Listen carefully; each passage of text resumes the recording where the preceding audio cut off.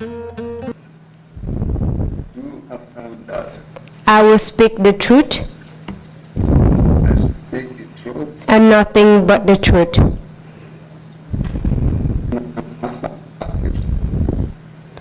Thank you very much. Obi-Wan, we're still having a little bit of breakage from the witness. Thank you. Okay then. This is good. Mr. Barrow, as you already know, my name is Maria Masingate, and I will be leading you on behalf of the Commission today. Thank you, Mary. For today, your testimony, would like to discuss a little bit of your background. I will lead you in some of that discussion, and then we'll deal with your ordeal in 2000, your arrest and detention at the NIA, the torture meted out on you at the NIA, your transfer at Mile 2, your experience while you were at Mile 2 prisons, and we'll deal with the trial, excuse me, we'll deal with the trial that proceeded afterwards. And finally, I'll give you the opportunity to talk about the impact of your arrest and detention. Do you understand, Mr. Barrow? Can you please adjust the volume? I don't know if it is the volume from your end, but I can't seem to hear you clearly. Thank you. Okay, that's great. Can you please state your name for the Commission? My name is Ebrima Barrow. Can you tell us when and where you were born? I was born in Sali, Kenya, Badibu, Sali, Kenya, North Bank Division of the Gambia. What year was that? 1951. And you attended Sali Kenya Primary School in 1960 and sat to the Common Entrance Examination. Can you tell us when you sat to the Common Entrance Examination? Yes, I studied Common Entrance Examination and then went from Sali, Kenya to Gambia High School. What year was that? Yeah. It's okay if you can't recall. We'll move on. You got admission into the Gambia High School, and can you please tell us what year that was?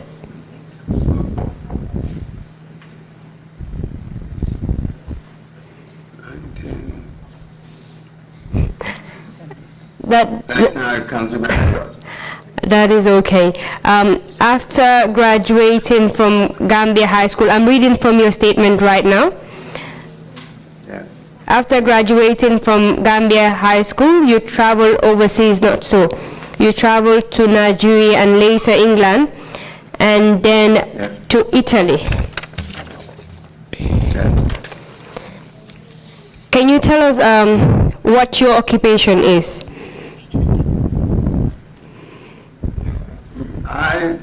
Before I was arrested, I was a salesman.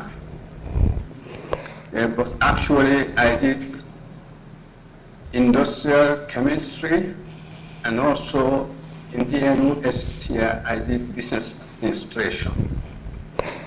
And I didn't get that from your statement. Can you tell us the university you studied that in? No, institutes of high learning, not universities at all. Thank you very much. You did state that you were a salesman. Can you please explain to us what that means? I was doing business, importing rice, sugar, cooking vegetable oil, tomato paste, tomato puree. That's what I was doing in the Gambia. And can you tell us what year you started importing rice in the Gambia? That was when I came back from Europe. And before my arrest in the year 2000, I was in Gambia in... I'm sorry, Mr. Barrow, can you please pause for a minute? The sound is not really clear, so I'm not getting you clearly. Yeah. Obi-Wan, can you please help us with the sound? We cannot hear the witness clearly.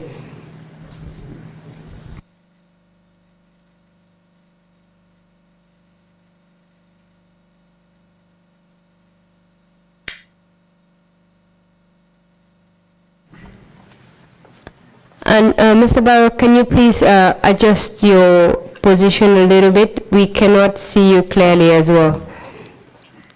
Okay, that's great. Okay. You told us that you were engaged in the importation of rice in the early 2000s. Yes. Is that correct? Can you tell us what led to your arrest and detention? I came from Europe. That was early 2000. Then I was engaged in this selling commodities, special commodities, rice, sugar, and other stuff. So what happened in June of 2000, I had noise, 22nd June 2000, I had noise on my door, not every day. So I couldn't do what I did. I got up, I wanted to open the door, but my wife said, "Do you know who these people are? Or who is knocking on the door?" I said, "No, but I'm going to open the door." So I opened the door, I saw people, with their faces, but with masks. They were holding in their hands automatic weapons. And they had to take me away from my family at night. Outside the gate, they put me on a racing truck, pickup, white one, double cabin, and they put me in between two soldiers sitting behind in the rear, and then the truck started driving. According to my counting, in the middle of the night like that, there were 5 trucks, 5 pickup trucks. They took me all the way from Kombosila Drive to Westfield, and then we continued on Banjul Highway to NIA headquarters in Banjul, just next to the Ministry of Justice. Thank you very much, Mr. Barrow, for that explanation. I would just like to ask a few questions to clarify some issues. Can you tell us at what time of the day these people came to your house? They came between the hours of 2:30 a.m. and 3 o'clock. You mentioned that they were wearing masks. Yes. Can you tell us what kind of mask they were wearing? This were black clothes. They cover all their face and the head. And they were dressed in black as well, correct? That's what I recognize from them. Not military uniform, not police uniform. Did they introduce themselves to you when they came to your house? They didn't do anything to me. They just took me by the hand and said, "Come and follow us." I said, "To where?" They said, "To Banjul." I said, what for?" You have to answer some questions. My wife wanted to intervene. She said, but where are you taking him to? One of the guys there, he had to push her back into the house. I left with them. These men, were they carrying any weapons? They were weapons, and also at the back of the truck, there was a stockpile of weapons there, extra weapons. When they came barging into your home in the early hours of the morning, armed with guns and wearing masks, what came to your mind at that point? Well, I was confounded. I never knew what was going on because I was never arrested by any policeman, whether in the Gambia or abroad. I traveled all over Europe. I never had any confrontation with people who carry guns in their hands. So I was really shocked. You told us that your wife was there when they arrested you. Were there any other family members that were present? Yes, the children were there. And how did the children react to this situation, their father being arrested in the early hours of the morning by men in masks? Well, it was a very bad ordeal for my family because that day during daytime there was Ingente naming ceremony in that house. They still had the tent which was erected there, and children were very happy until time came for them to go to sleep. So in the morning, according to my wife, she said to me, everybody was crying, even our neighbors in the compound there. They were all shocked. Everybody was very sorry, and they never do. You mentioned that you counted 5 vehicles altogether, the vehicles that came to arrest you. Can you tell us what type of vehicles they were? There were all these Toyota pickups. But some among the people there, not even one person, they said to me, even he was there. Can you please hold on a bit, Mr. Barrow? The sound sort of like faded while you were explaining. Okay. Can you please go back to your answer? I asked about the vehicles, what kind of vehicles they were. They were Toyota pickup trucks, 5 of them, the ones I counted. But some people told me later, when I was at the NIA. My apologies, Mr. Barrow. I have to stop you for a bit there because we're not getting a good feedback sound here. So I'll have to consult with the technicians to see how best we can resolve this situation. Just wait for a bit. Thank you. Yeah, thank you very much. Obi-Wan, can you please help us with the sound?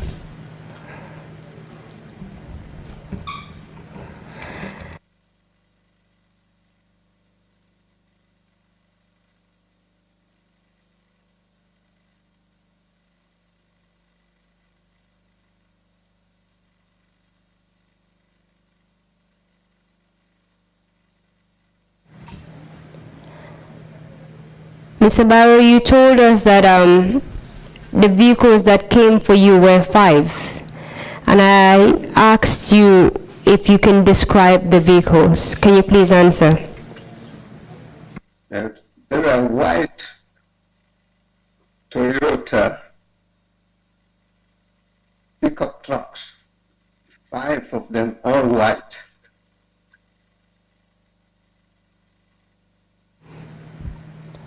And during your journey to Banjul, did you have any conversation with the men that came to arrest you? Absolutely not. While you were in the vehicle, were you restrained in any way? Yes, the thing is, if I want to turn around left or right, just to see where we are going to recognize positions, the soldiers who squeeze me in their midst, they'll just say, stop this, stop turning your head around. That's what they would say to me, but I wouldn't even a word. Can you tell us what was going through your mind while you were being driven from your house to Banjul? I was thinking that something would shoot me out. Because I never even thought that I was going to be snatched from my house and then taken to Banjul. So when I saw myself driven straight to Banjul, I said, maybe they're going to kill me on the beach. During that time, where were you residing? 20 Kombosilla Drive, Serekunda. And throughout your journey to Banjul, no one spoke to you or gave you an explanation as to why you were being arrested in that early hours of the morning? No. Can you tell us where in Banjul they took you?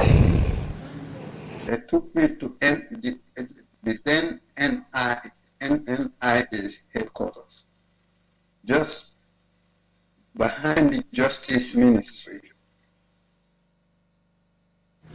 What happened when you arrived at the NIA? 5 vehicles, they got inside the compound. And then they took me by hand, asked me to come, pull me, get out of the truck. Then they led me to a certain position. That was the interrogation section of the NIA. And there are 2 cells there. They opened the cells, the entrance to the cells, and then pushed me inside one of the little cells. And later they stripped me off my clothing until my underpants, which remained. Mr. Barrow, if I may ask, do you have an earpiece with you? Actually,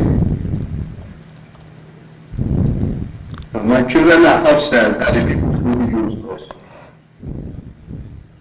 We're trying to see if the sound will be a bit better if you have your earpiece on. I'm hearing you very clearly. Okay, now can you please sit like that while you speak? Now we can hear you clearly. Okay, thank you. But you will have to bear with me and go back a little bit to the time when you arrived at the NIA so that we can hear you clearly as you speak. Thank you. Thank you.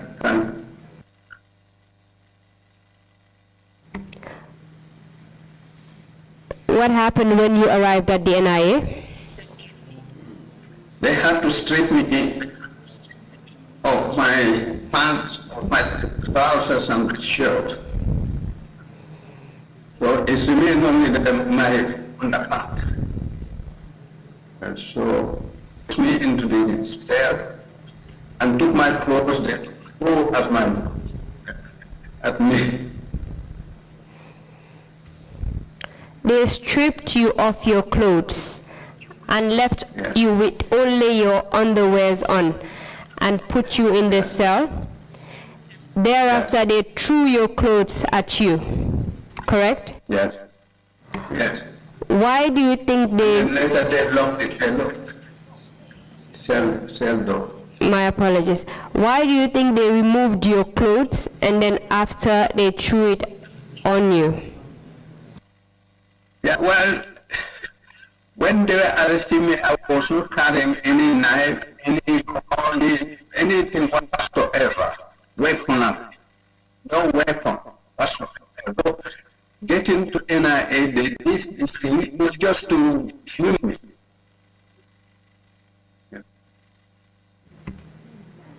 At the time when you arrived at the NIA, did they collect your details? Nothing whatsoever. Did they tell you the reason why they arrested you? Nothing at that moment.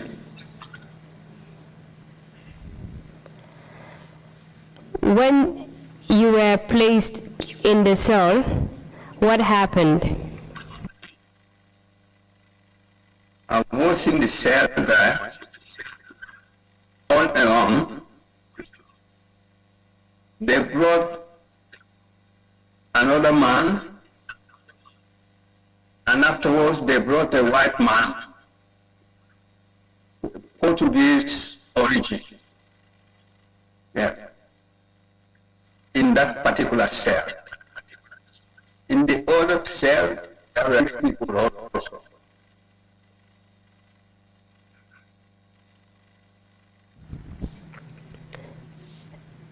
At this point, did you come to know why they arrested you? Not at all. I had to wait until the following day, on Friday.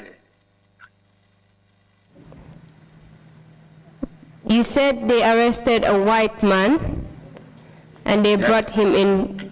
Do you know the name of this white man, or can you recall his name? Antonio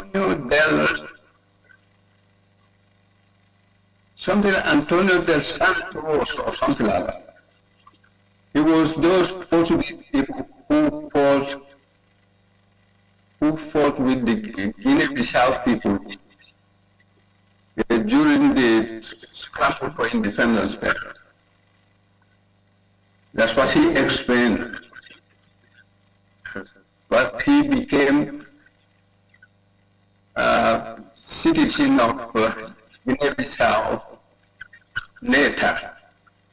Yes, he got married to a Senegalese woman, and they have a daughter who was residing in France, Paris. That's what he explained to me. So the first day they did not... He became a Muslim. My apologies for that. The first day, my apologies. The first day, they did not give you any reason for your arrest. They did not, they did not tell you that you were, did they ever inform you that you were charged for a particular offense? No, whatsoever. Can you... I spent 1 month there in the state. They never told me that I was charged with anything. Can you tell us what happened the second day? The second day, on Friday, 23rd of June, at 8 o'clock they came for me. The person who came for me was Sukuta Jammeh, a senior investigator. Sukuta Jammeh was from Bakau.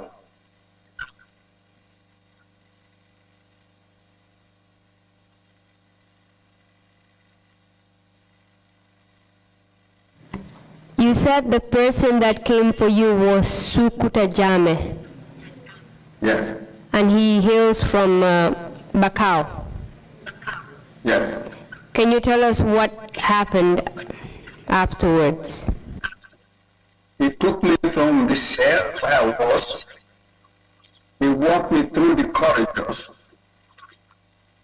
And then we go to the back of the complex, where there was a big room with a long table. They gave me a seat where I was seated, facing a sort of a panel investigators or interrogators. Sukuta Jame took you from your cell and walked you into the interrogation room where you were made to face a panel. Yes. Can you recall the composition of this panel? The panel, few people in front, that was like 4 people, and the rest were behind them. There were about 12 people. 12 people or even more because people came and then go out. Yeah. What happened when you were made to stand before the panel? They said that was the very moment when they asked me and told me also, the reason we brought you here because you and your friends, they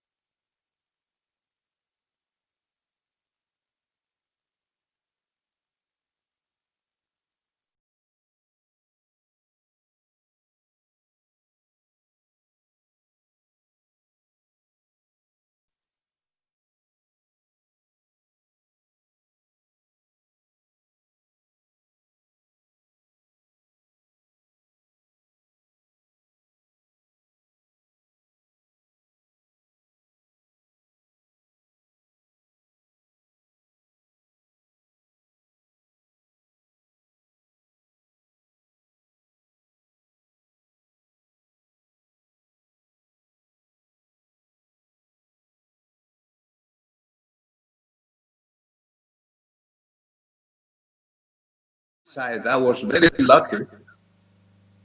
I was very lucky. I never got anything from him.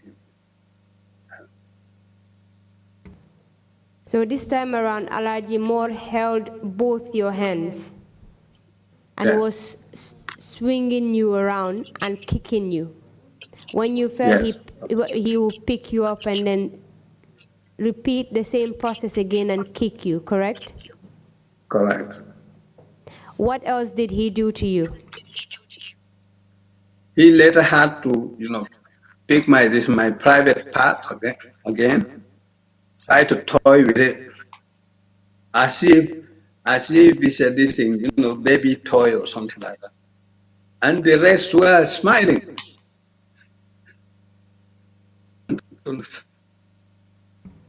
Was this the same panel as the first day? Yes, the same panel.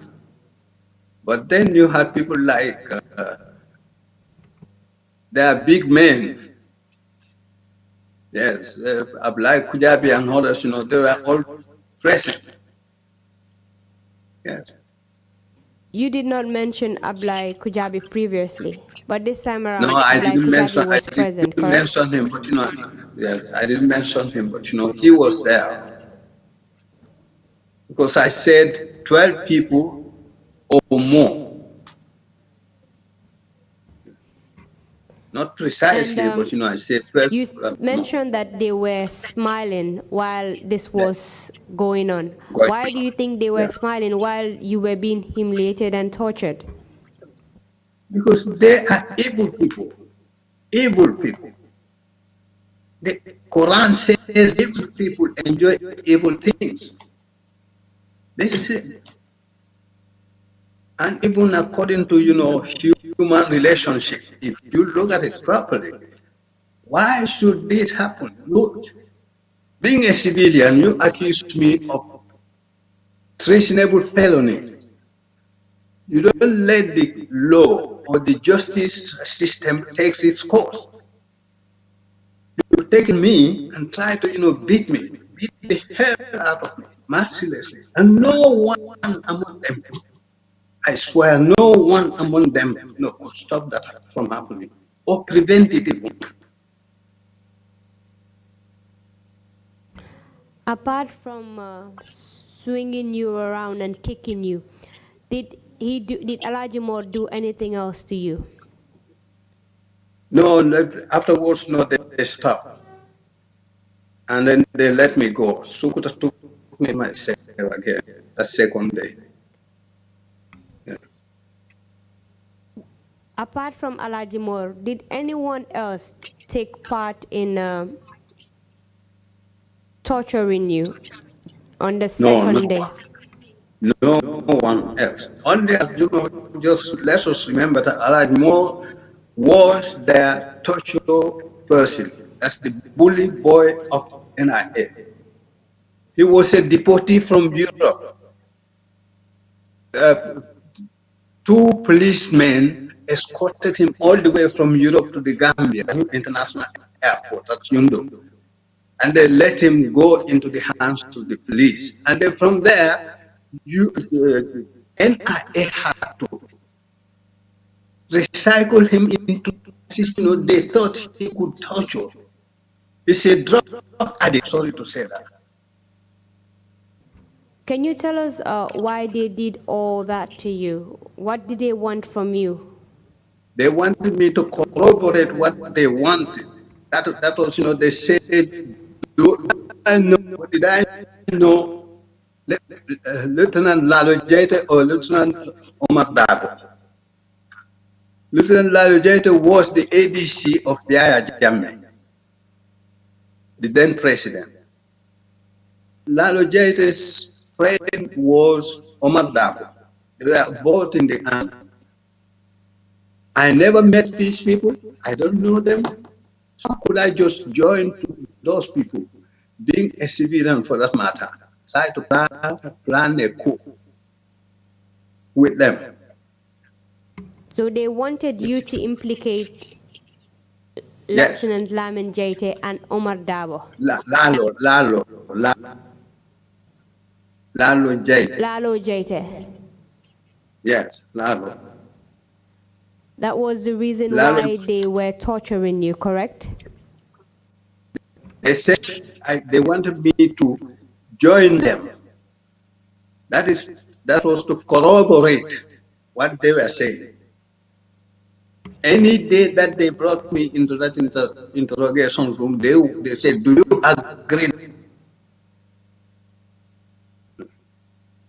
So they wanted you to join them in fabricating evidence against Lalo Jaite and Omar Dabo in a coup. Correct. Correct? Yes. Can you tell us what happened after they interrogated you on the second day? They let me go back to the same old place, same cell, led Sukuta Jamme. Yeah.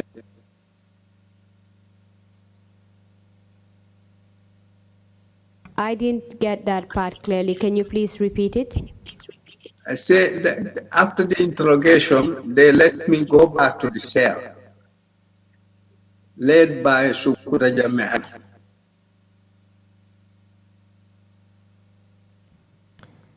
They let you go back into the cell. Yes. After that, did they do anything to you that whole day? No, it was in the night. No.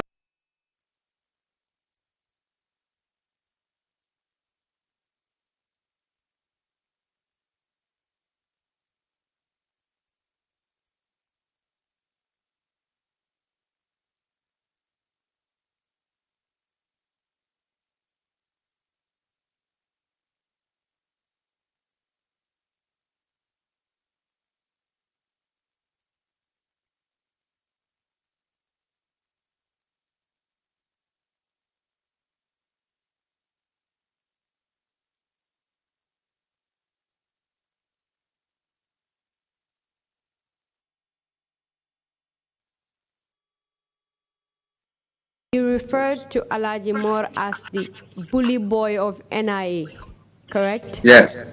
Yeah. And you mentioned that Alaji Moore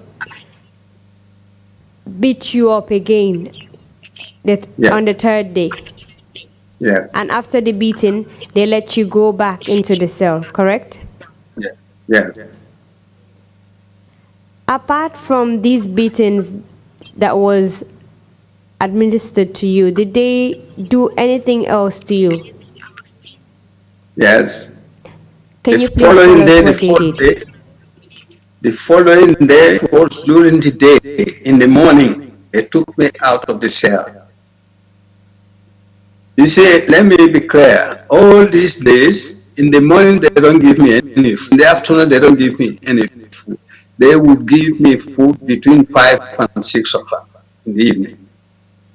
Sorry, let me clarify that. You said all these days they don't give you food in the mornings, and they don't give you food in the afternoon. They only give you food between 5 and 6 o'clock, correct? 6 o'clock, yes. Just little plate like that. Yeah. Go on, please. Yeah, but the fourth day of the torture, early in the morning, like after 8 o'clock, they took me to the not interrogation room, but investigation section. There is a little room there.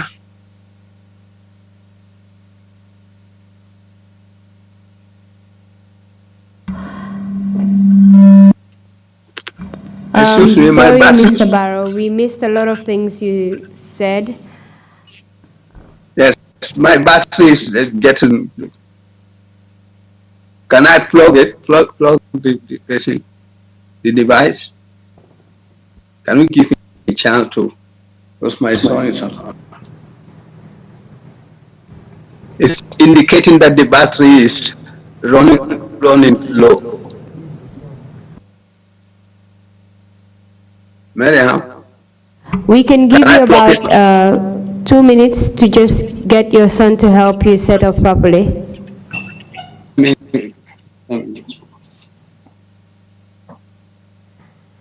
Mr. Chairman, as it is, we are having a little bit of technical difficulties with the witness. We'll give him a minute or two just to regularize that from his end, and we'll proceed.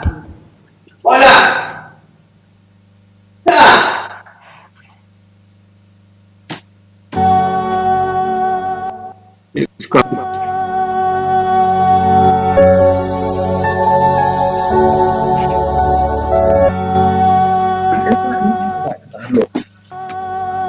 But really,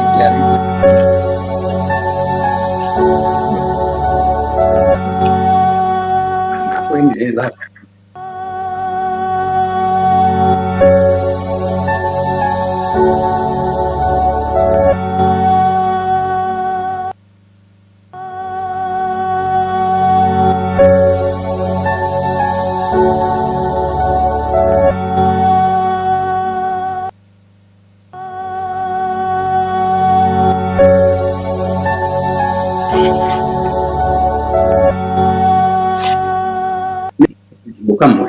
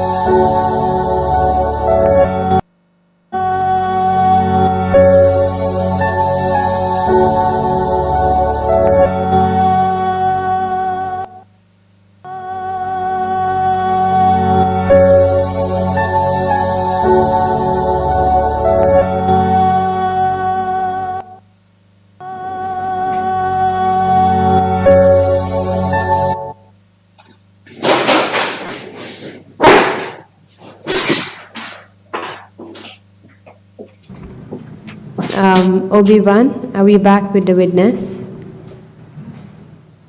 Yes.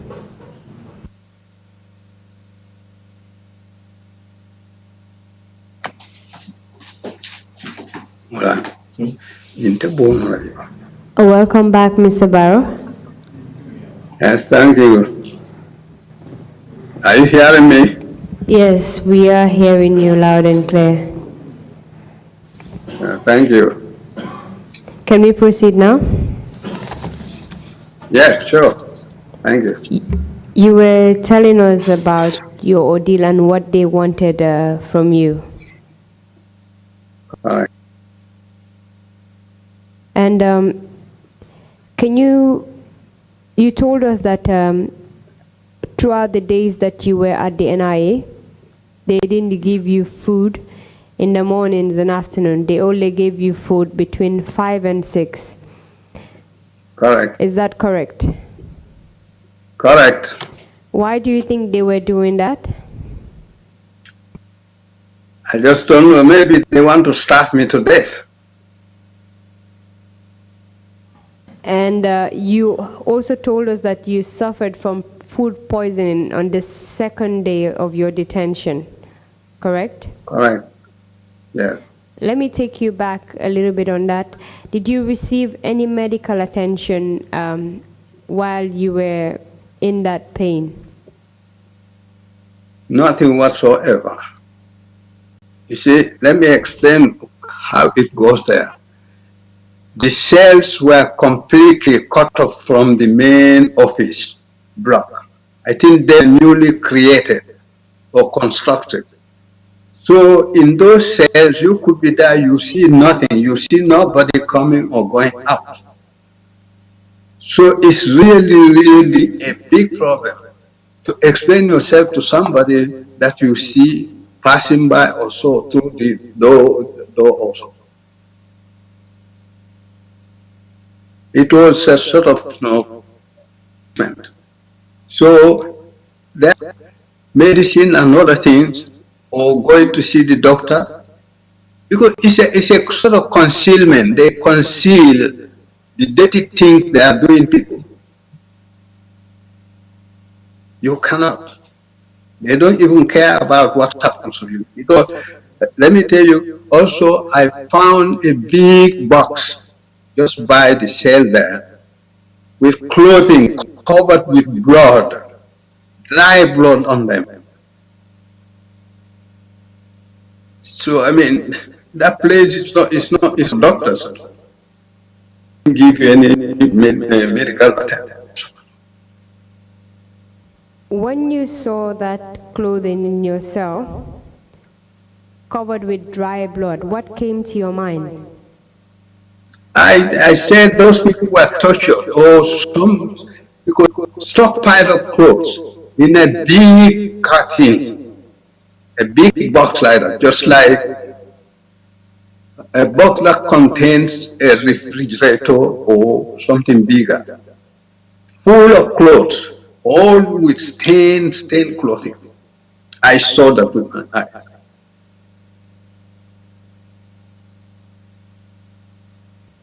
So I said to myself, maybe I'm not in a very good place here. They could torture you to death. They torture you, go dump your body somewhere, and your clothes remain in that box. Because I came across very, very nasty. And it's On the nasty first day, information. oh, my apologies. You told us on the first day, when you appeared before the panel, you were stripped naked. The second day, the same happened to you. You were stripped naked and beaten. I'm not hearing you. Hello, can you hear me clearly now? No, not clear at all. I guess that would be a technical issue from your end.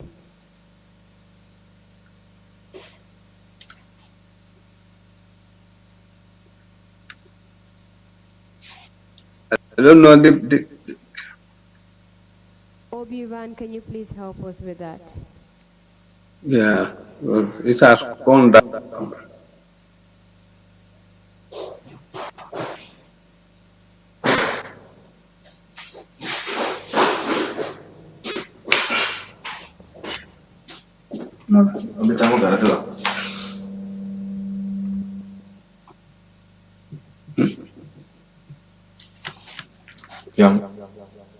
Hello? Can you hear me now? Yes, Yes. I can. Can you hear me? Yes. Okay, this is great. Oh. You are saying first day, second day. Can you hear me loud and clear now? Bye-bye. Technical team, can you help us with the echo?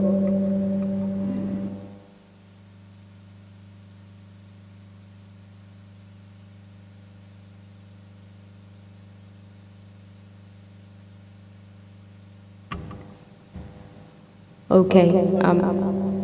I have a very strong echo from my end, so they're trying to deal with that. Just bear with me for a few minutes. Yes.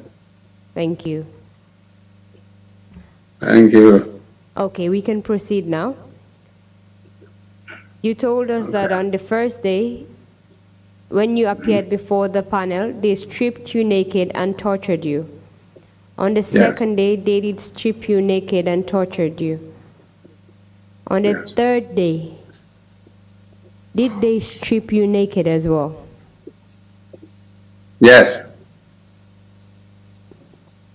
Sorry, can you confirm that? Yes, I'm saying it. And you were telling us about another form of torture that was meted on you before we had a little bit of technical issues. Can you please explain that to us?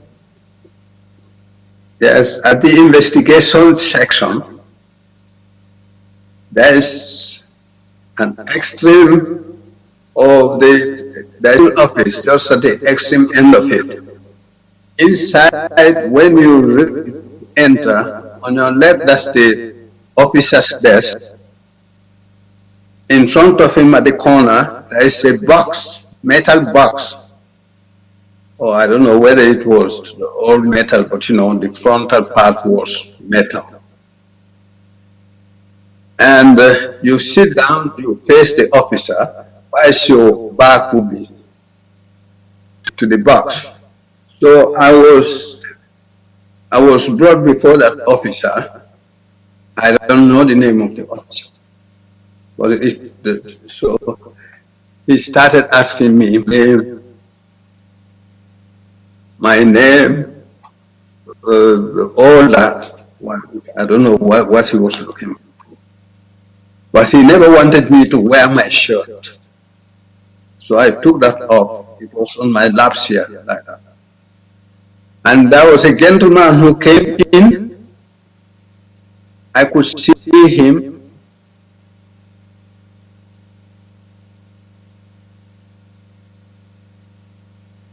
I could see him through the edge of my eye. He picked a piece of cable and then touched my shoulder with it. That was the end of me. I couldn't understand why I fell down on the ground or on the floor. The time I woke up, I never saw anybody around me. So that's what happened. That's another form of torture they had at that particular moment in the NIA. You mentioned that when you entered the room, you saw a small box. Can you describe this box to us? The box, just like a normal box, a little refrigerator, just almost a little one, or box, whatever else. That correct, and it was plugged into the socket of the electricity.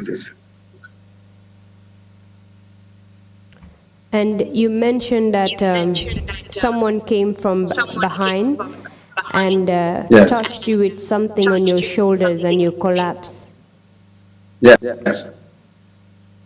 Can you tell us what you think that was, that the person used to touch you with, that made you collapse? Yeah, that machine, I later came to understand that it was another form of torture by electricity. Yeah. Can you repeat what you said, please? And it's another form of torture machine or torture equipment. The box that you saw in the room was a torture machine, correct? Yeah. And you mentioned that it's torture by electricity, that is electric shock, Electricity, correct? yes. That was also placed on your body? Yes, on my body. My neck, from my head up to my hip, because I was not wearing my shirt. Sorry, can you repeat what you said again? I said, they asked me to take off my shirt. When I took it off, as soon as I entered the room, so I put my shirt on my laps, my legs. So as I was talking with the officer in front of me, and the other man behind, he picked a cable and struck it on my shoulder. That was the end of me. I couldn't just understand where I was. I was almost unconscious. Did you experience any pain when that thing was placed on your back? Yes, because I saw him took it. He didn't go down on the table. He stayed right there behind me. So when I saw somebody's hand coming behind like that, that was it.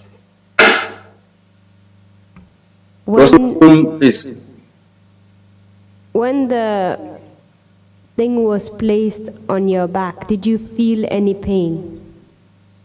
Yes, I feel from my toes up to my all mixed up. So from your toes to your head, you felt pain throughout when that thing was placed on your back, correct? Yes. And you said you nearly collapsed, or did you even collapse? Yes, I collapsed because I fell down on the ground. That was much heavier than a blow. For how long did you remain in that state? Couple of hours. Because that was little after 8 o'clock in the morning. So it took me almost 11 o'clock in the morning. So from 8 to 11, you were in that room? Yes. Yeah. And after you regained consciousness, what happened?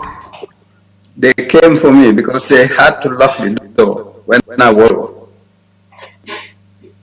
They came for me and they said to me, put your clothes on. Then from there, they took me to the cell where I was inside.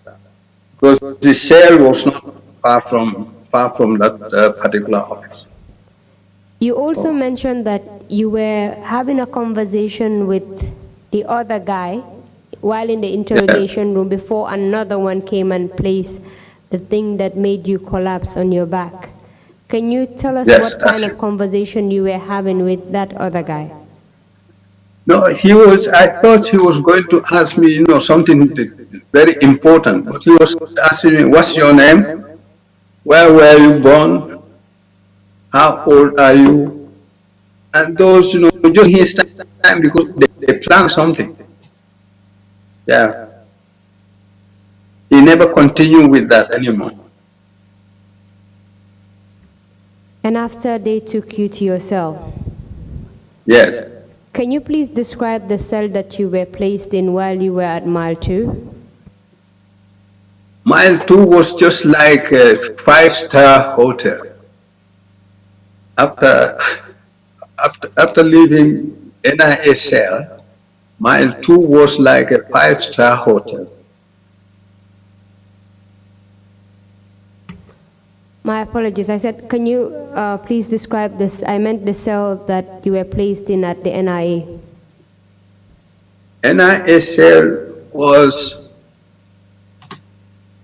a big room, not very big, but big room, with 2 cells inside, one door, one main entrance to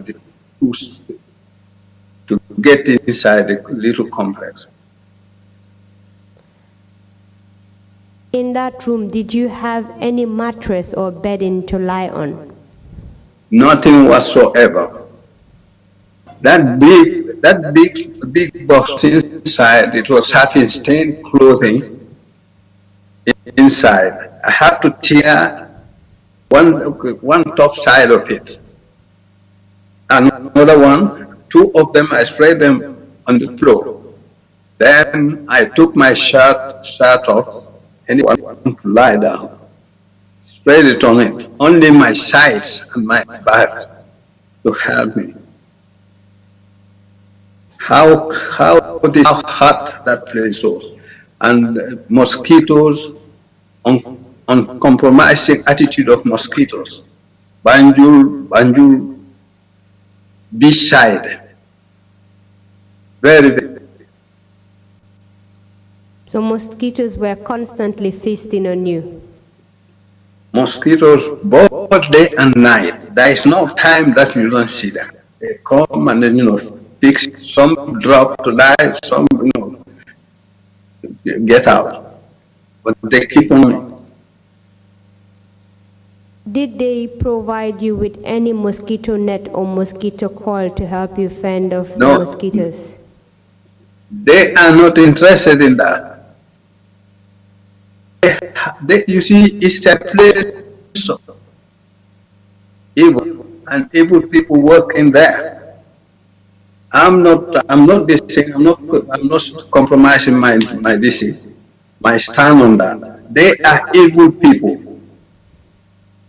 Because let me tell you one thing. The then assistant director, Abdullah Kujatim alone, other people, they come with packet of money, Gambian dollars, in packets like that. They will take one, and then give it to one officer, investigate another officer. Another.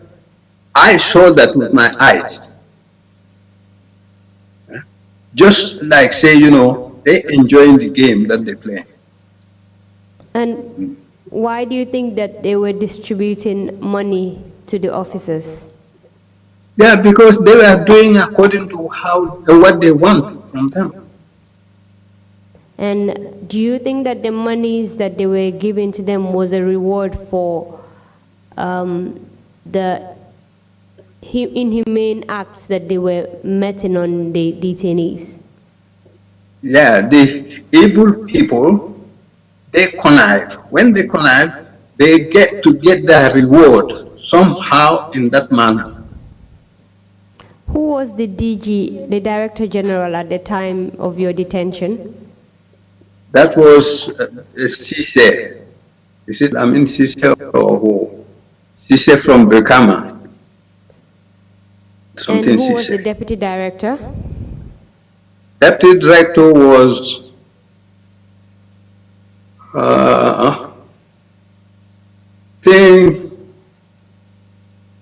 this man it was from Keba Cisse. Then was it for the barrier? I don't know. You have for the barrier you saw, but Suso, a gentleman who never goes round. He does his job and goes back to his house. Yeah, you don't see him in the cells even. He never cares about us. He does his 8 hours job, finish, he goes home. Apart from the 4 times that you've narrated that you were tortured, were you ever tortured again apart from those 4 incidents of your torture? No, because I was in pain. You see, if they knock you down or they do something bad to you and they know that you have broken, you have cast somewhere, what they do is they keep you there longer enough to heal. This is it. That's the bottom line. So how long did they have to keep you there for you to heal? They kept me there for 1 month. And then afterwards, they took me to Canifing Courthouse. That was late in the evening, around 5, 6 or so. There was a certain lady. Yeah, before we get to the court, you mentioned that you were kept there to heal. Can you tell us the kind of injuries that you were recovering from at that point? Yes. Yeah, my lips were swollen. My body was paining very badly because I was never beaten like that in the whole of my life. Because for me, you do bad to me, I pay if I want. But I never encountered any physical fight like that, heavy in my life. Much more to be knocked down by somebody. That's not my life.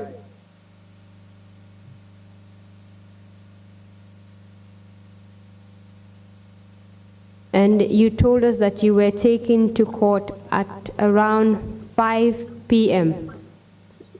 Yes. On a Friday. As far as you know, 5 p.m., was it within the working hours of the Gambia? Not at all. It was even after Friday prayers. In the Gambia, after Friday prayers, there is no office open. Maybe you go to the ports authority because those people maritime and so on. I mean, I never saw it happening anywhere in the Gambia. And they took you to the court after working hours? Yes. Do you know who the magistrate was at that time? Magistrate, I can't remember her name anymore, but she lives in the new town, Bakau. Yes. A little, small bit built lady, very fair in complexion. What happened when they took you before the court?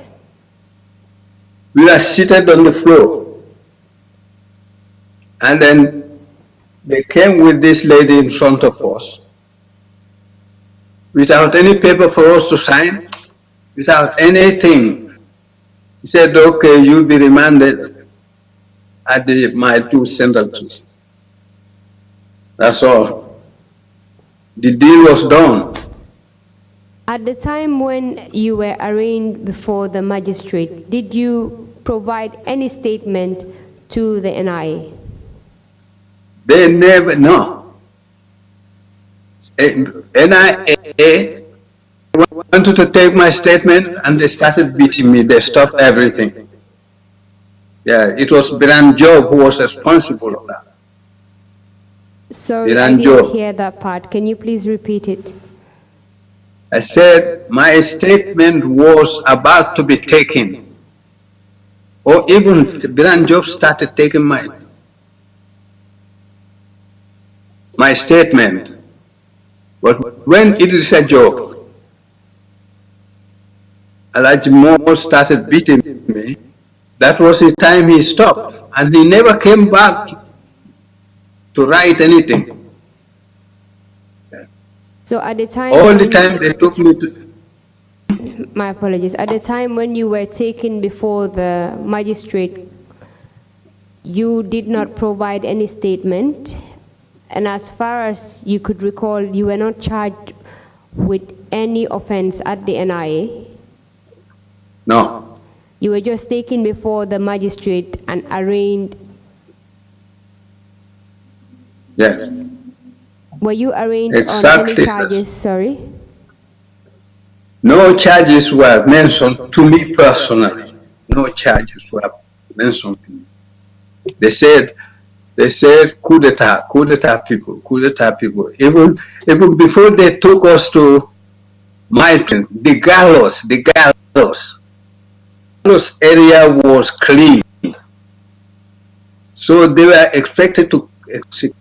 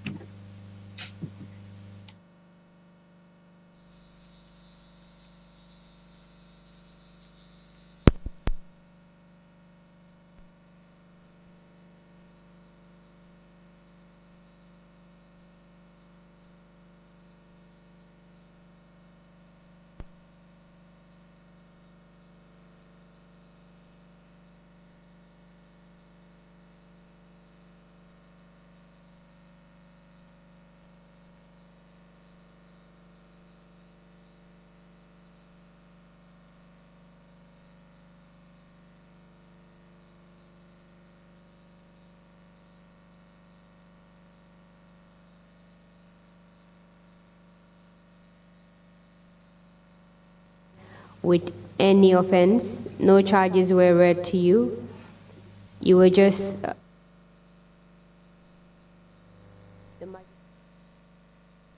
ordered that you be sent to Maltu prisons. Is that correct? Correct. And tell us what happened after you arrived at Maltu. At Maltu prisons, we reached there, I think, 7 or after 7. Before that, my Yes, apologies. because Can you tell me the order that the magistrate made with respect to your transfer to Maltu? said never to me directly. You see, these two say connive and got together. They build it up. They made it up. So it's a hoax thing. The magistrate spoke to me directly. Yes.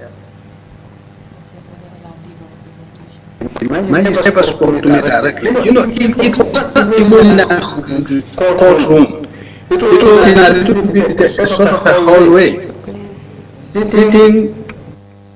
Sitting with my back against the wall, and the magistrate came with some officers. You know, they just stroll in front of us. They say, okay, we are taking you to mile 2.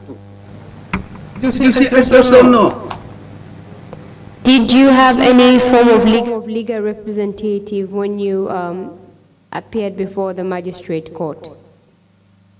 No, they did not even let anybody know that we were taken to my court. They never did it. I had my attorney. My attorney never. I was for the past 1 month. Never. So no one knew that you were being taken to the magistrate court. As such, you didn't have any lawyer with you to represent you at the magistrate court. Is that correct? No, I had a lawyer. I mean, the time you were taken before the magistrate court, the first time. Yeah. No lawyer came to represent me there. Because the thing is, we had no chance to see any.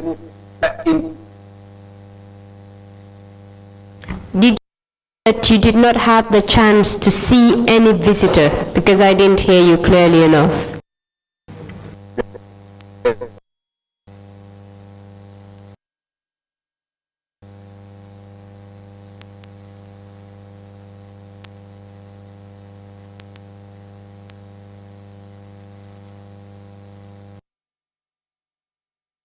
Hello, Mr. Barrow.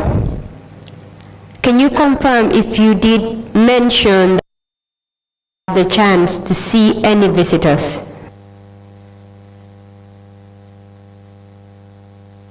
I didn't have the chance from my own party.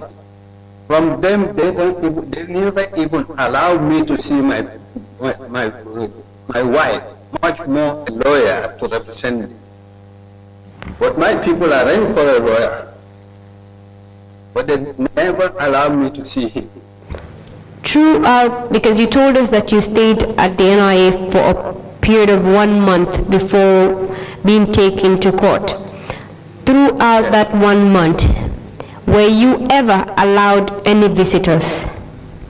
No. Did your family know where you were at during that time? No, let me tell you one thing, sorry. At the NIA entrance, as you face the main gate, on your left, there's a little room there, or a little house. That's the receptionist and the gate man's place. Attached to that, there's a room there. I was inside the room and I could peep through the window.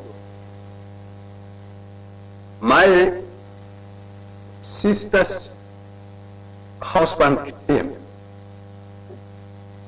He stood at the door and try to ask them, I'm looking for Ebrima Barrow. They say Ebrima Barrow is not here.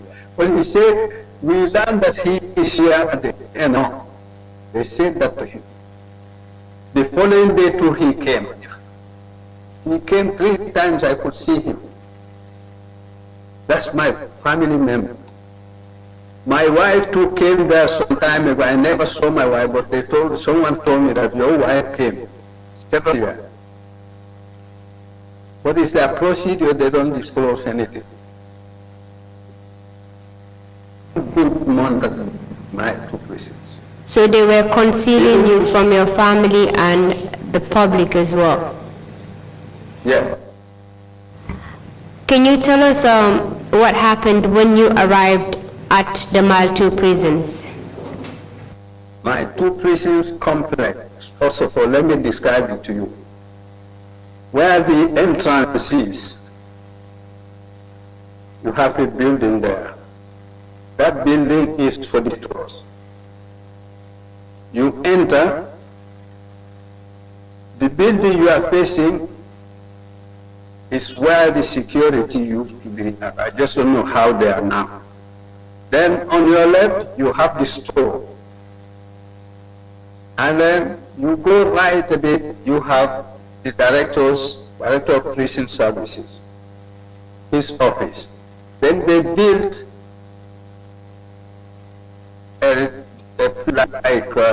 what they call a kitchen. Then behind the kitchen, you have women's wing, from women's wing to main yard. Main yard, that contains the convicts. Yeah. Then on to your far right, that's where the inmates, the people are who are not charged, or they are charged but they've not taken them yet. That's not the wing. So the one behind the security the office, that's where the political prisoners, as we know them, confinement, solitary confinement is. So solitary confinement, they took us straight into that place. How many of you did they take from the NIA to Malto prisons at this point? At that point, we were I think we were 5. Can you please give us the names of your other colleagues that were with you? Myself, Mohamed Usman Sao Dumo Sao, Ebrima Yabo, and Mohamed Marena. There are only 4 of us as civilians. We are the people taken from NIA headquarters to the courthouse in Magistrate Court in Kanifing. Then from there they brought us back towards Banjul, finally to my 2 prisons. And all these people that you've mentioned, were they also accused of wanting to overthrow the government? Yes, the 4 of us were accused of trying to overthrow the, yes. And they alleged, it was an allegation. Thank you very much. And you also stated that all of you were private citizens. Yes, private citizens. We never served in any section or one. You told us that they took you directly to the security wing, correct? Yes. In which cell were you placed in? Huh? In which cell were you placed in? We were taken to SW5. SW means security wing number 5.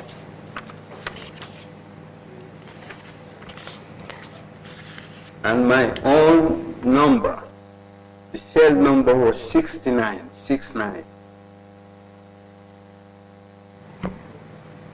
Can you tell us if you were eventually charged? Not at all. They said there are only rumors around the whole prison area that, oh, coup d'etat, coup d'etat, coup d'etat, coup d'etat. But no one of us sent a sheet about like court story or whatever. They never gave us any papers. Were you subsequently taken to court? We were kept there in complete incommunicado. Complete incommunicado. From June, end of June, at the mile from the NI headquarters to mile 2. Mile 2 stayed there until 19th of December. The same year, 19th of December, when we formally appeared at the properly formulated court. So you were kept... Justice Grant's court. You were kept incommunicado at the Maltu prison security wing from June to December, correct? Correct, yes. That's about 5 months. Yes. 6 thereabout. 6. 6 months you were kept incommunicado. You were not allowed any visitors. No visitors whatsoever. Were you ever allowed to go out and walk around the prisons? That is from yourself. Oh, that would have been a very good chance for us. The best chance we had was because we were in that limbotic situation at the NIA headquarters. So they transferred us. It was like moving from a locally based hotel to 5-star hotel. That's quite ironic, from a local hotel to a 5-star hotel. Yes, we enjoyed because we could wash ourselves in the morning. We had some form of breakfast. Yes, lunch is prepared in the main yard for us, and the dinner is prepared for us. So you could eat. That's the only best part of the prisons, my view. So you're suggesting that the conditions of your detention at the Maltu prisons were far better than the conditions you endured while at the NIE? Yes, 1,000%. And this is because you were at least given food while you were at the Maltu prisons. Yes, and also you have access to medication. There was this man, a nurse, who was responsible of the clinic there. He's from, I think, Bakar Sane, also from Lame. He used to go around with medicine. Whoever needed medicine, he just give it to you. That was the Maltu prisons. When you were working on that, I was able to get some the pain proofing. So you were eventually able to get pain relief medication that you needed. When you were at Maltu prisons, were you at any point tortured? No one, not any people. Because everybody respected me there, especially the prison warden, the prison police. They respected me. Yes. Can you tell us about your court case? You mentioned that you were taken to court on the 19th of December. Yeah. Yeah. Tell us what happened. we were taken from my two precincts by the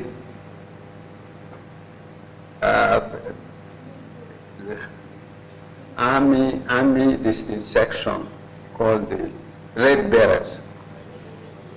We were put on that truck, a whole lot of policemen. Yeah, these army people, you know, with their guns. And when we were taken to the courthouse, High Court, it was at Justice Grant's court. Yes. Then we had I had the first chance to see this thing. The government lawyer, Akomai Ajim, Francis Akomai Ajim, the DPP. Then the DPP had his counsel also. Can you recall the offense you were charged with at the court? They said I was charged with planning to overthrow. They said they alleged that, or the information they got from people said that I, with my friends, were planning to overthrow the Second Republic of Gambia, led by His Excellency Lieutenant Yaya AGGG Gambia. And which friends were they referring to? The four people like Dumo Sao, Ramayabo, Muhammad Marana, then they put the other two. Those this army personnel who were arrested, and then they put us together. They said we 4 civilians and 2. I was number one accused. Was there any form of truth in the accusations that were levied against you in court? Well, it had, I mean, when they alleged that, my attorney was Usman Silla. Came my party. My party was the very one who used to come into the courtroom, the NDPP. Yes. So he knew about this case right from the beginning because he was there. Senior defense counsel.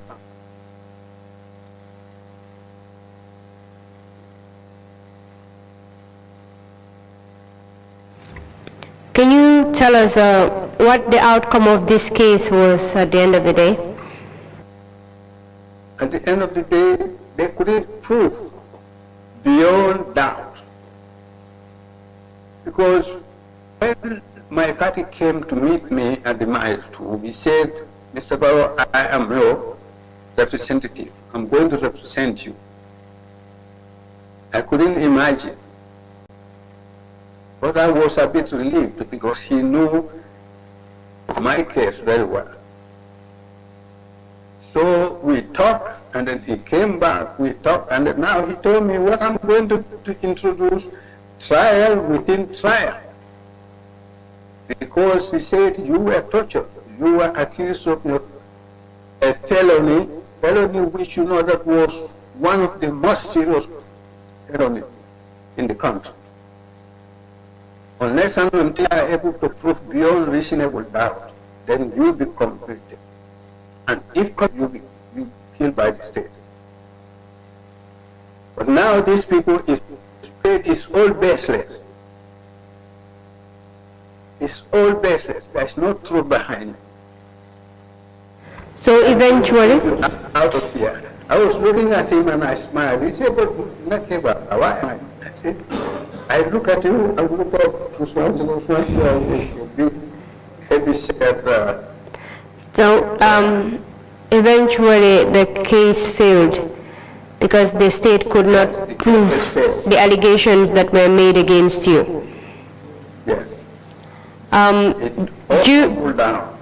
During the course of the trial, were you given the opportunity to narrate your story? I was the only person among the whole lot of us, the only person who was given chance to speak, that was in trial within trial. And the backbone of the whole case was broken. So the landed judge, Ahmed Belgo, says to the DPP, "Sir, you have brought any tangible evidence whatsoever for me to write on. And this case keeps on hibernating in here. The inmates are suffering also with their family members outside. So please, Mr. DPP, I give you chance, more chance to bring more evidence before me." But I mean, a story that is made up. Mr. Barrow, I have with me. Thrown away from me. I have with me an article from the Independent paper, which is dated 28th of March 2003, and it contains extracts of your testimony that was narrated in court. And the article is titled Treason Trial, Alleged Coupists Recount NIA Brutality. Yes. It's written by PK Jaju and Ajatu Jallo. And it states, Ebrima Barrow, one of the alleged coup conspirators, Monday told the High Court how officers of the NIA under the command of Tijan Ba and Biran Job had cruelly tortured him in an attempt to extract information from him over the alleged plot. Yeah. Mr. Chairman, in this article, the witness was able to identify some of the members of the panel, and I would like to tender the article as exhibit, just to corroborate what the witness had stated so far in his evidence. Should I wait for the exhibit number and then I'll give you the exhibit number will be exhibit 164. Request granted. Thank you. Thank you very much, Mr. Chairman. While you were detained at the Mile 2 prisons, did you at any point go back to the NIA? Yes. Can you tell us how that went? On the 2nd of November 2000, I think it was exactly on a Saturday morning, early morning, when there were official business going on at the Mile 2 prisons. Security men kept a white man called Esco Castle, not Francisco, because Gambians mostly they announce his name as Francisco Castle, not Francisco Castle. In Italian, Francesco, C-E. Yeah. Francesco Castle. Castle is the surname. He came with soldiers like Musa Jammeh. Musa Jammeh, I just don't know if you people are familiar with his name. Musa says he passed away.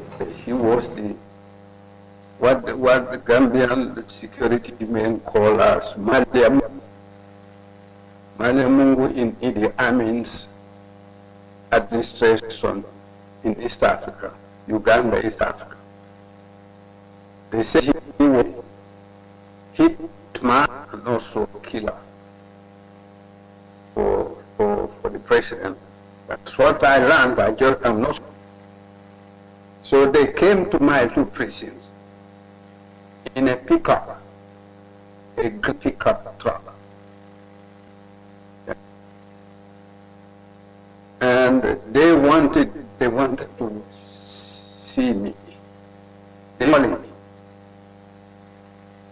David Colley, the then director of my 2 precincts, he sent for me. They came, they came, and they took me out. Now, first of all, they came for me on that Saturday, then they tried to talk to me. They say, do I know Lalo Jaita? I say, yes, I know. Do I know Lieutenant Omar Dava? I say. They wanted me to say that those 2 were plotting to kill Yahya Jammeh because the then ADC to Yahya Jammeh was Friday. They told me, point blank, if you say yes, it's going to benefit you. I was smiling at them. We were right in the assistant director's office, Lamin Jara of the my precinct. So they took me out and then let me go back to my cell in the confinement section. So they came again, but this time not Malia Mungu, not Jammeh. It was Salmina Drame and Francesco Caso and 2 others, Ba and Janlo. They took me to my NIA. Took me straight to Salmina's office, Salmina Drame's office. I was there until later. Salmina himself called another person, 3 of them plus the white man and plus me, against me. That's it. That's how it started. So inside Salmina's office, Salmina started telling me, Mr. Barrow, we brought you here, and the reason why we brought you here from my tour, we want you to understand the fact that you are suffering, and your family to outside are suffering. So you better accept what we're going to propose to you. If you accept that, it's going to be great for your future. I said, what's that? He said, now, you see all this keeping you at the mind. We don't gain. Government is wasting money. And to stop that, we come up with this plan. You yes to propose whatever we propose. I said, but what's that? They said, just say yes. You sign it, tomorrow you are out of here. You are back to your family. And then there is going to be bonus for you. So later, let the white man speak to me in Italian. This area. C'è questa cosa che è troppo buono per te. He said, there is a good thing for you, so grab it. You get out tomorrow, you get some money. And then? Sorry, Mr. Barrow, are you telling us that they wanted to pay you to implicate some people? Yes. Lalo and to be precise, Lalo Jaite and Omar Dawo. Yes. So they wanted to release you and pay you money to implicate them, correct? Yes, to go back to Italy or anywhere I want to go out of the country. Correct. Go on. Yes. So I say, no. So they took me in the evening, you know, that day, for the first time, how many, for the first time, how many months? Almost a year, I never chicken in my life. They brought roast chicken, barbecued chicken, half of it, and then they wrap it with potato chips. And they sprinkle, you know, some ketchup on it. Yes. So they gave me that around 4 p.m. I ate that, and they gave me water to do, a bottle of water to drink. So I had a little bit of no relief, but I didn't accept their proposal. Mr. Barrow, can you please just move your laptop a bit so that we can see your whole face?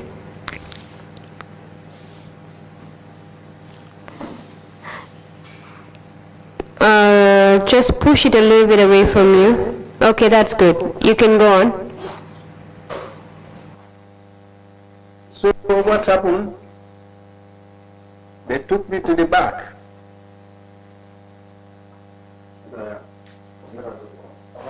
They took me to the back and put me in a cell there. That cell was be used by the communications then. So it was terrible,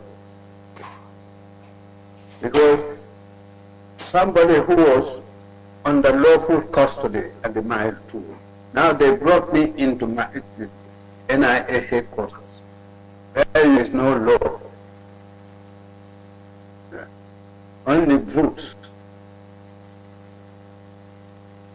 So you just had to keep on praying. What was going through your mind when they were taking you back to the NIA?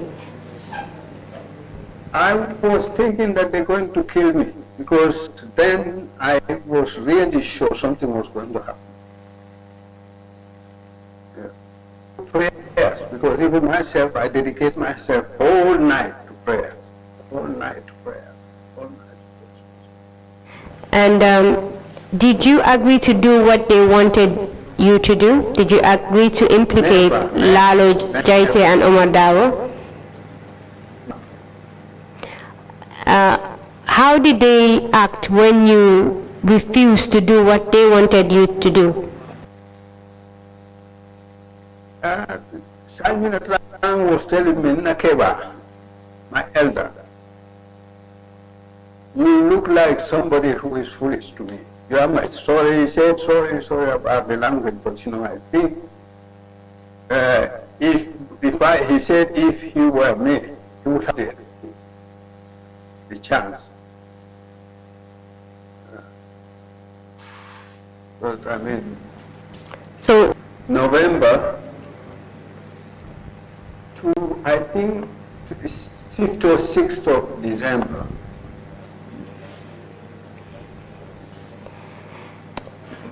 The conditions of your detention during that time, were they the same as previously when you were detained at the NIA?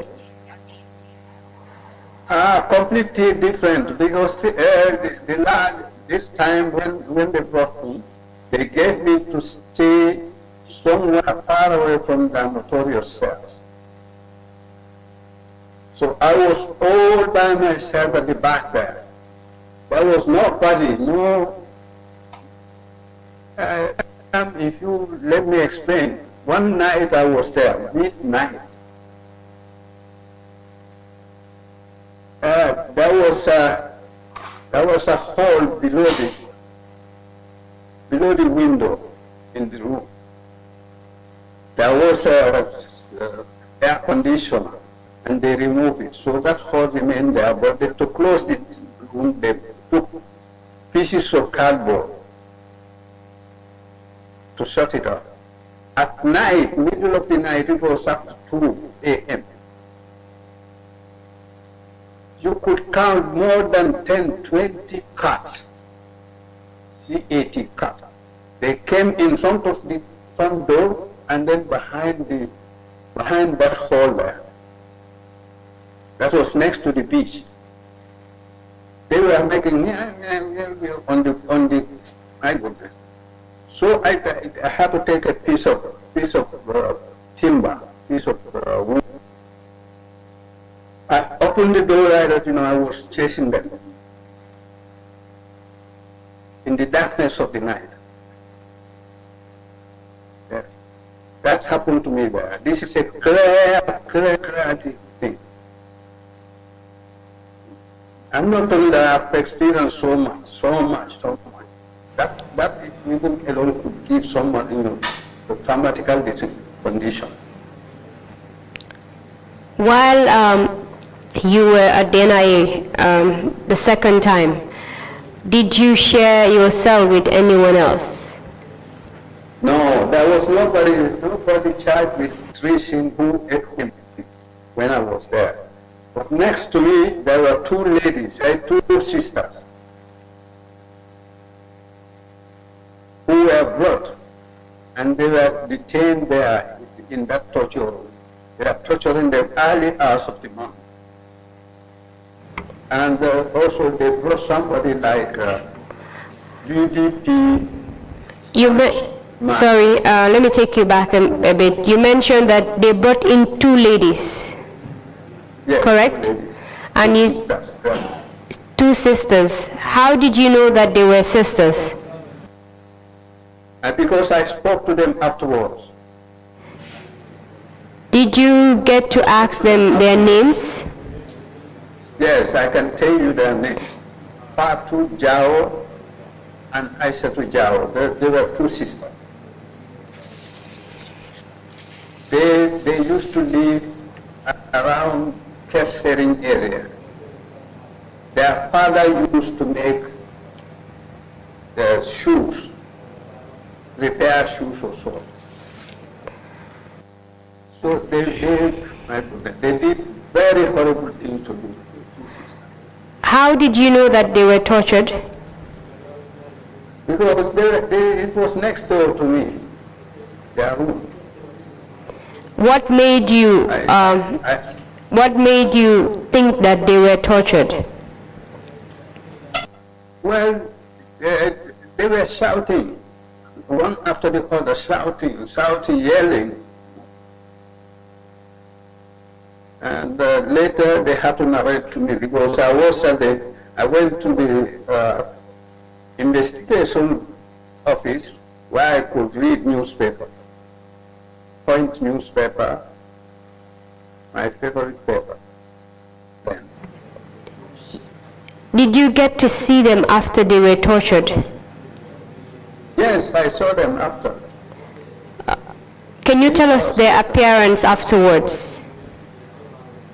Oh, they were shy, just so bad. They looked very, very, very bad.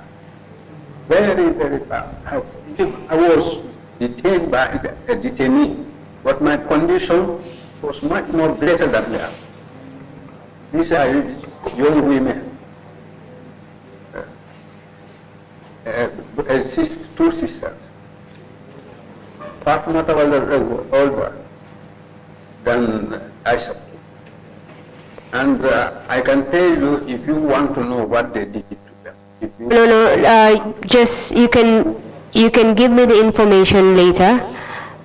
Just send it to me. Write a passage on that and just a paragraph maybe, and just send it to me later. Okay. Thank you very much. Apart from these two sisters, can you tell us who else you saw being maltreated while you were at the NIA? One morning, very early morning, they brought single nurse. Single was servicing senior member of the UDP, opposition UDP. They brought him with his hands tied behind him. And he was sweating furiously at that time of the morning. When he saw me, he said, Mr. Barrow, oh, so you are here? Because those people don't know where I was. Yes, I said yes. So they took him to the investigation office, and they quickly came back to me. They said, you better go into your room of your cell. So I went back, and then later, I had the information that they let him go home. Single nyas. And not single nyas alone. I can tell you, on a Friday, the NIA operatives, they go hunting around for money. They're looking for money. They will go and arrest people who change foreign currencies into dollars or dollars into foreign currencies. At Banjul Market or somewhere, Serekunda, Josona. They will bring them on Friday evening. They threaten them. They say, if you don't pay so amount, you're going to remain here until Monday. So those guys will send message to their partners or their brothers or sisters. They bring money on Sunday evening, they pay to them, and then they go home. And the second thing also, there is a mosque there. In front of the mosque, you have a whole lot of vehicles. Those vehicles are brought from Gambia Ports Authority. And I would bring them. They said, oh, these cars are stolen vehicles from Europe. And they have to impound on them, bring them to NIA headquarters. Brought by what we call services. Those vehicles, they trade it or they sell it among themselves. If you need one, you buy 1,000. A vehicle which is going to cost you like $250,000 or $300,000. You pay $5,000 and you get it at the minute. So there was a racketeering, which is benefiting only the NIA operators. And some guys too, from outside, they come through them. If you know somebody there who can manipulate for you inside, you give him money, he gets you a car from there, from NIA custody. Yeah. This is what we are doing at the NIA. Mr. Barrow, how did you know all of these things all these dubious deals that were happening at the NIA? How did you come to know about it? Mariam, I'm willing to lie to you. These are my brothers. These are my brothers born together. We are all poor. Poverty is a crime itself. Poverty is a crime itself. This is what is disturbing our country. This is it. I sent some of these guys to collect some money from my brother, my cousin, from the market. Albert market of Baribu. So they will take the money and go to a barbecue and buy whole chicken for me. At night I would sit down with these people. They buy attire, they come. And the change they leave it, they put that in their pocket. Every day, every goddamn day. I'm telling you. So it came to a point where no man has no say in anything. This is what's happening in the Gambia even today. it came to a point where you were interacting with the operatives at the NIA and you knew some of the deals that was ongoing at the NIA, correct? Correctly. For how long did you remain at the NIA during your second time? 1 month again. If I were to let me go in the night and get out of the country, I could have, you see, in the Gambia is poverty. That's the disease. We all from poverty, if you just look at what Dallas is going to bring you, they get together, they accept the condition without question. I'm telling you, well, and it's not only NIA, even at the mine too, I've been doing that there. Newspaper, we are not allowed even to get newspaper, but when I pay them, they go get it from me, they put it in that thing, and bring it, and I read.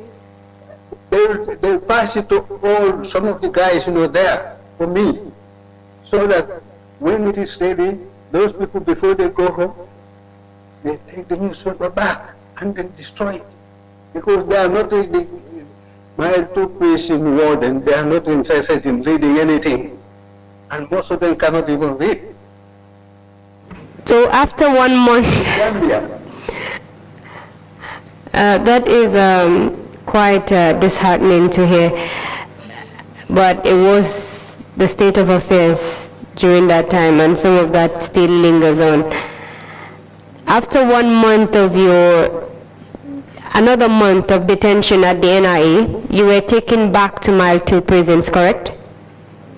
Correct. Can you tell me some of the incidents of human rights violations you witnessed while at Mile 2 prisons? Human rights violation, I was kept in Mile 2 for about 6 months. And I was never a chance to see my wife first. My children, no. My attorney, that's my lawyer, no. My family members, no. But later they opened up, visiting us folks. After appearing before a normal constituted court, then they later opened chance for us to see our family members. Even they went. Sorry, my apologies. Did anything happen to any of the inmates you were detained with at Mile 2 prisons? Yes. Can you tell us about it? There were some detainees there. They weren't there because of political affiliation or whatever. They were brought there as normal criminals or so, some of them. But people, there was this Jiba, they called him Kausu. They took him out, and then he never came back. It was in the middle of the night. Can you please tell us his name, please? Can you please repeat his name? Sorry? Kausu Jiba, if I'm not mistaken, but Kausu, a Jola man from Casamance. And you have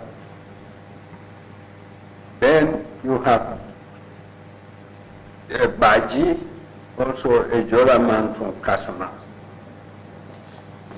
Yes, they were arrested in the Fuladu district, Fuladu area.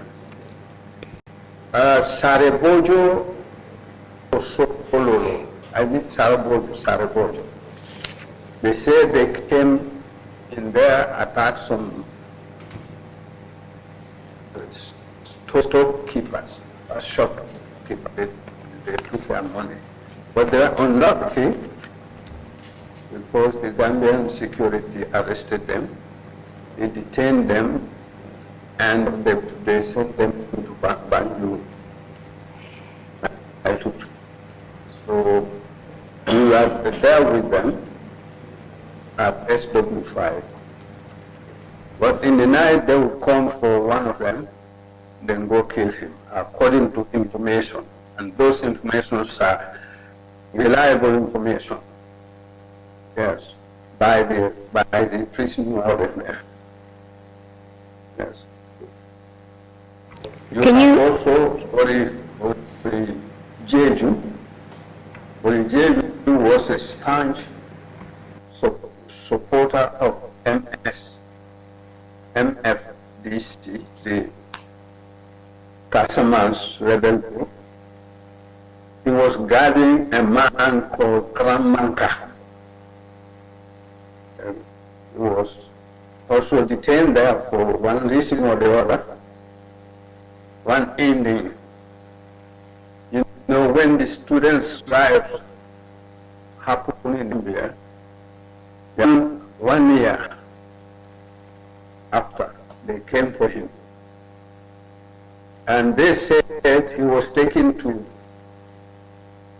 a bush near Kanilai, where they killed him. Said he had with the residents.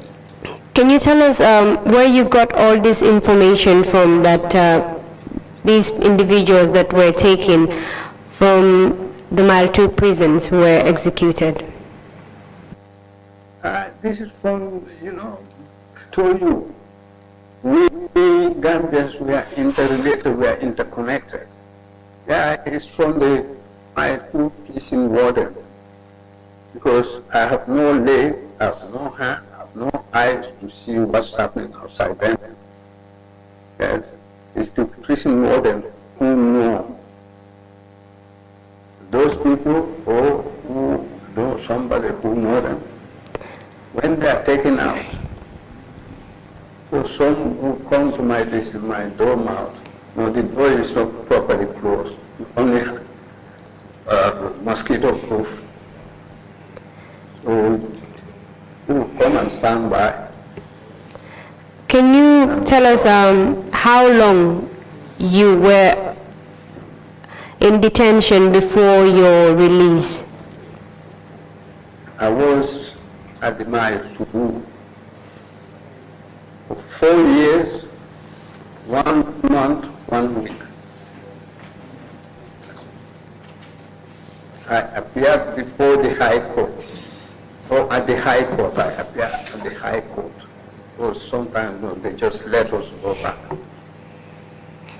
65 times, 66th time, I was let go.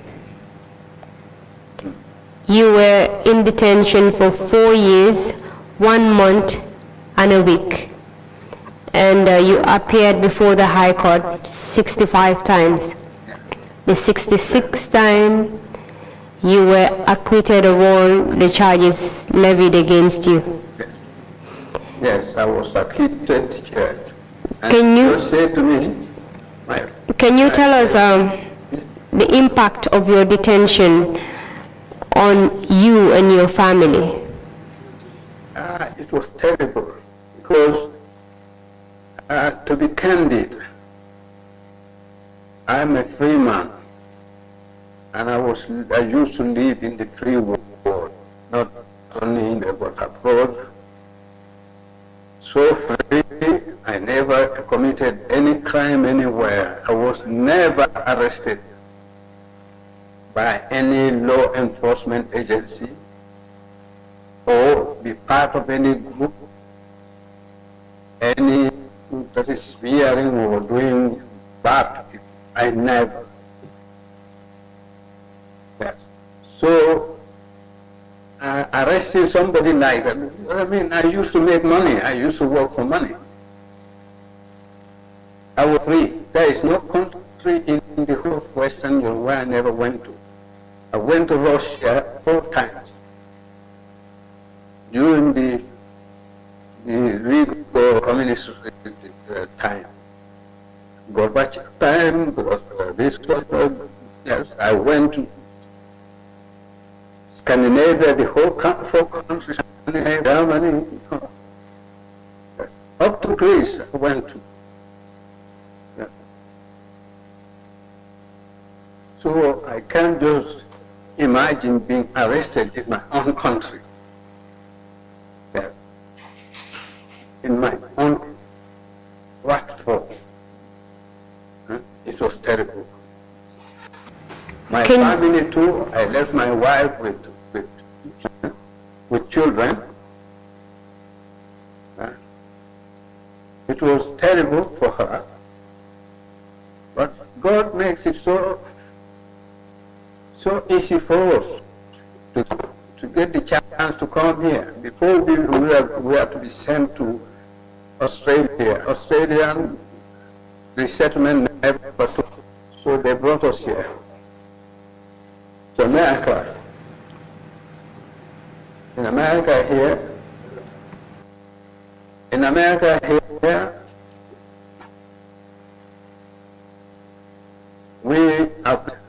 my boy is here with me. He went to Lackawanna College. He graduated as an accountant from Lackawanna College. My daughter is here upstairs, who is doing IB, International Baccalaureate. She is in her 3rd year. Can you tell us, after your release, why you felt the need to leave the country? When I was released in 2004, my problem was security people used to visit me. Not before that, when I was acquitted and discharged, just a couple of days later, they rearrested me. Rearresting me means they have grudge against me. Because the DPP failed to ascertain what he alleged against me, or the system alleged against me. So they arrested me, they took me to CID at the Banjul Police Court. One Mr. Bojan there, Mr. Chan told me, Mr. Barrow, this case is not CID case. This is NIA case. We don't know anything about it. He said he didn't know why they had to bring me to the CID office. And he sent for my cousin brother, Alphonse Barrow. He came and he bailed me out. So I saw some attorneys, yes, like Husseinu, who is a very good man to me, and my attorney, Honorable My Party, Lawyer BT, they all you know that they are after you. You better quit and go somewhere else. Yes, until this regime is out. If that is going to solve the problem. Because if they get you again, you don't know what's going to happen. Yes, that's why I left. So you felt that your life was in danger, and it was in a big danger. Which was why you relocated. Yes. Which was why you left. Yes. Sorry. From there, embraced the security personnel at my two prison. They used to visit me. One way or the other, they say, "Oh, we need to say hello to you and your family." So I went to Dakar with my wife and children. I'm able to bring 6 children to US here, plus my wife. So I'm blessed. Yes, I'm blessed. Well, thank you very much, Mr. Barrow. Thank you for taking time to appear before the TRC and share your story with us. We are deeply saddened and sorry about what happened to you. It shouldn't have happened. And we thank God that you've moved on from that. Mr. Chairman, that will be all from me for the witness. Extraordinary story. Thank you, Counsel, and thank you, Mr. Barrow, for your testimony. If these allegations are true, it's incredible that one would have a crime syndicate yet again operating within NIA and massive extortions being perpetrated within that area. What puzzles me, though, is the existence of the mosque there, torturers, perhaps going out to torture, come back and pray, go back again and the torture. Quite extraordinary. But anyway, Commissioners, if you have any questions, please indicate, and we will. Commissioner Kinte, you have the floor. Hello, Assalamu alaikum, Barrow. We understand in earlier testimonies that the said Francisco, maybe it's the same or different, the same Francisco was the one who was training the junglers. Is it the same guy, and what do you understand more detail on or about this Francisco? Yes. Thank you for asking me that question. Well, the thing is, Francesco Castro was never my friend. It was just by chance I met him in Bacau at his so-called restaurant, Portobello. Portobello in Italian it means a beautiful port. I was passing by and I saw the writing. I was looking at it. I saw somebody coming from inside that restaurant. And he said, hello, how are you? I said, I'm fine. He said, you want to come in? I said, no, I'm just reading the writing. And he said, do you know what that means? I said, yes, beautiful port, Portobello. And then he later, what happens if you are in a foreign country, then you see who speaks your language, it's as a sort of magnet that draws your attention. So that's how it happened. But I never knew that Francesco Castro's restaurant was used as a den to trap Gambians. This is it. So that's how it all went. Francesco Castro, I was told he was in Gambians as young girls. How I came to know that properly was when I was in custody and when he touched me from my school back to NIA headquarters. He was explaining to me, he said, you see these people, I trained them. I said, but what? He said, jonglers, jongliere. In Italian, they say jongliere. Yes.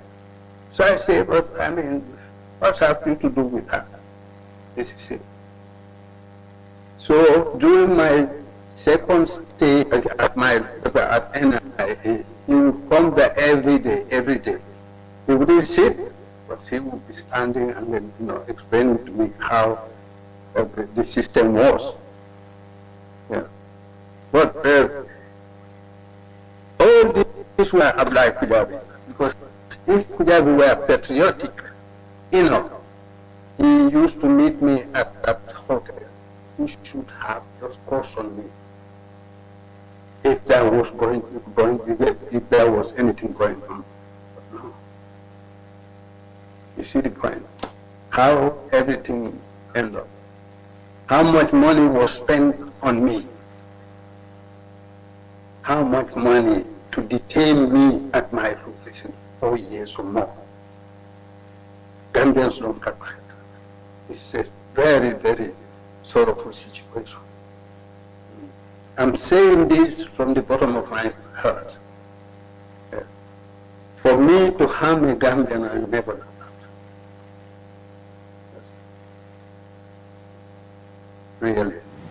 Thank you very much, Mr. Barrow. Thank you very much. Thank you. If there are no further questions, Mr.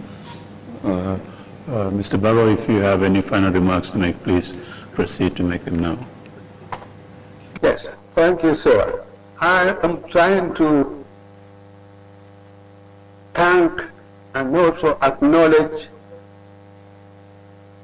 the beautiful work Mr. Sise,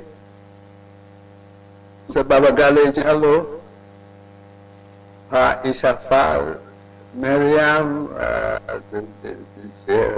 how to call it, Sose, and all the guys, among you there.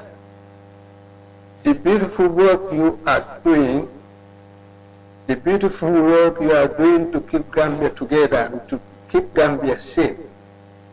Not only Gambia, but Gambia safe for those who live with Gambians in Gambia.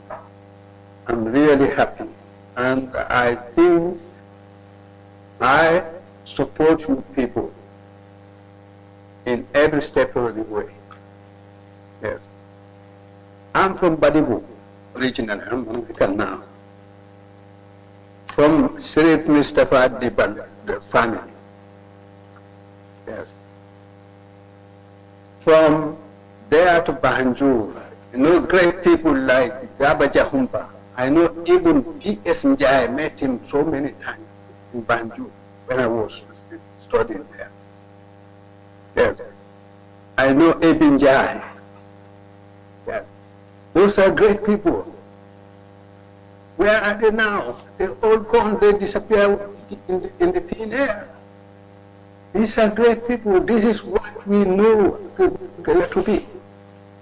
In those years, I'm telling you, because I was studying the Gambia in Banjul, there used to be no street fighting in the Gambia, in Banjul.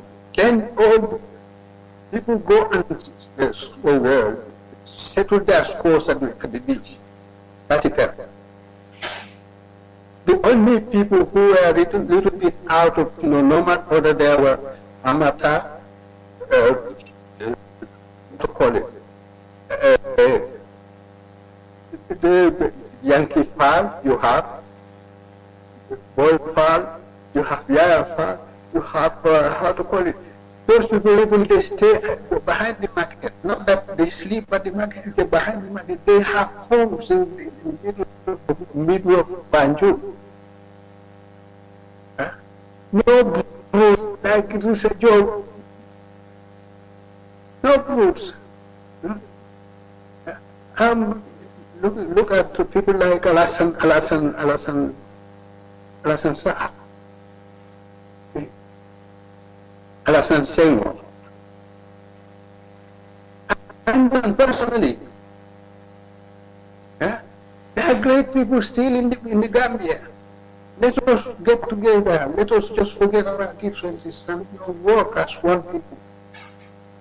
Let us help TRRC to attain your goal. Yes, please. It's sad to be hearing Gambians going after each other. Look at Senegal.